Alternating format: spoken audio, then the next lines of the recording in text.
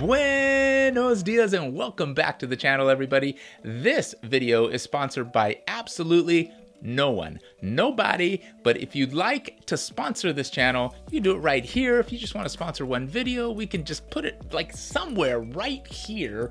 We can talk about your product. I think that's a fair deal. Let's get on with the task at hand, and that is talking about being with Shutterstock for 2 months and making some money. I mean, I'm just flowing with it. Ladies and gentlemen, I have made 80 cents in 2 months.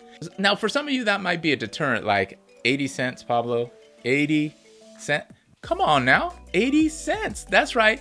I took a picture, somebody paid for it. This is the image somebody downloaded once. So if I'm getting between 10 and 20%, maybe 25, and I got 80%, somebody made over $3, $4, $5, depending on what the actual percentage was. So I think that's pretty good for my first time out. That's actually not a deterrent for me. It's actually a marker that allows me to say, hey, there is possibilities. There's grand possibilities. Now, if I'm only making 80 cents every 2 months, we may have a problem. However, I know there's much more hustle that needs to be put into this stock photography game, and I'm willing to do this. So I'm committing to a full year, if not longer, just uploading images and trying new things to see what takes and what doesn't take. And at this point in time, I'm having a good time with it. This is definitely something that I said in my last video that I made about Shutterstock, that this is not a get quick rich scheme. You got to work hard at this. In fact, in today's day and age of stock photography, you have to hustle much harder. You have to be much more unique. And I understand that. I, for one, truly understand that. And I want to make sure that I'm giving you a super honest look at my stock photography journey, and that right now it's not very lucrative at all, but I know it can be. And that's one thing that you have to have in this stock photography game, and that is patience, my friends. Patience. So let's take a look at the last few images that I have uploaded and were approved or denied by Shutterstock. So let's get into it. So the last few images that I uploaded were of me walking in a park and or having breakfast at a cafe the other morning. So you can see that 80 cents. Holla! Come on now, give it up. And then this duck was approved. This image of happy face pancakes was approved. This omelet and potatoes was approved. And then you see one here that was not approved, and that's of a coffee cup. And their explanation was exposure. Image is extremely underexposed or overexposed. And they take a look, they being Shutterstock, take a look at every single image. Now, I kind of disagree with them.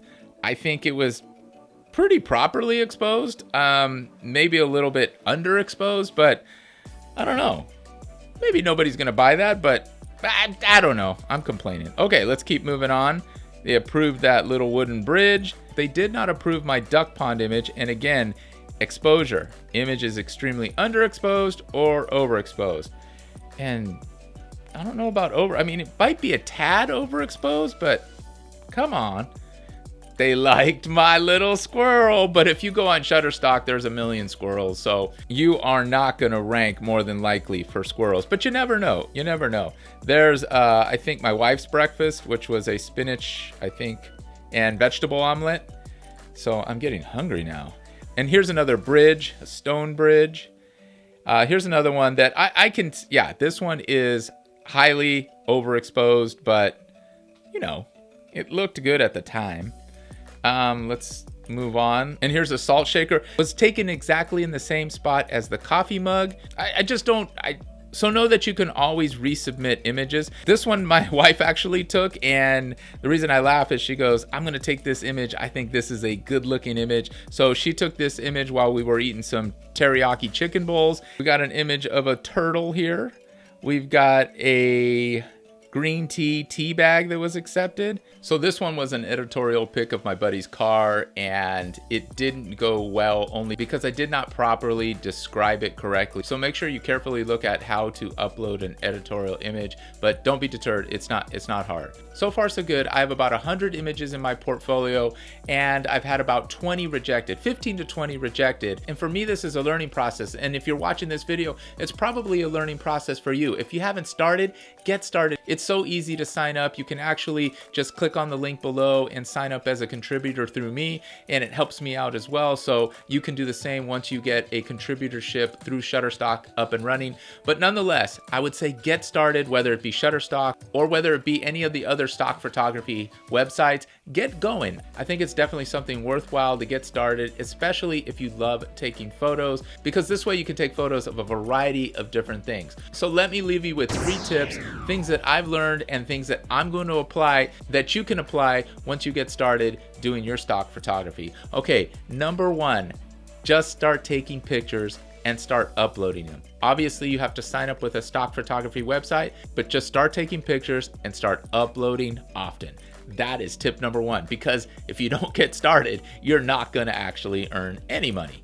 Tip number 2, and something that I was afraid of at first, not really afraid, I just didn't understand the concept, and that's uploading and taking pictures that you will deem editorial. So the categories are commercial or editorial. So if I'm taking a picture of this pen, then this can be commercial as long as the MGM Grand marking isn't visible. You just turn it, or you can edit it in post. If it's just a block pen like this can be commercial. However, if you take an image of a building or something that's branded, like maybe some Nike shoes, so then definitely you'd upload it in the editorial category. Just want the city, the state, the country you live in, the date it was taken, and then a small description of the actual scene and what you're seeing. So that is not tough to do. All right, that is tip number 2. Do not be afraid to upload editorial images. Lastly, tip number 3, do not be afraid to go back and edit the images that were denied or declined by Shutterstock or whichever stock photo company that you're using. Go back and edit the videos or give the proper information. Just stay positive and go back and fix those images. You have them in your editing bin. Just go back and fix them and resubmit them. You can do it. Those are 3 tips. Start taking pictures and start uploading. Don't be afraid to upload editorial images, and make sure if your images are declined, just get out there, fix them, and put them back up on Shutterstock. Everything will be fine and dandy. Oh, I got one bonus tip. Remember to also start building that portfolio. So I have 98. In the next couple weeks, I want to hit 200 images uploaded to Shutterstock, and just keep the ball rolling. Start taking those images. Boom. All right. Subscribe if you're not subscribed. Please leave me a comment down below. And if you liked any part of this video, give me a like. I'd appreciate it. Remember, always sprinkle a little bit of fun in your life. And when you're having that fun, remember to always keep it fun enough. Until the next one, outro. Bing.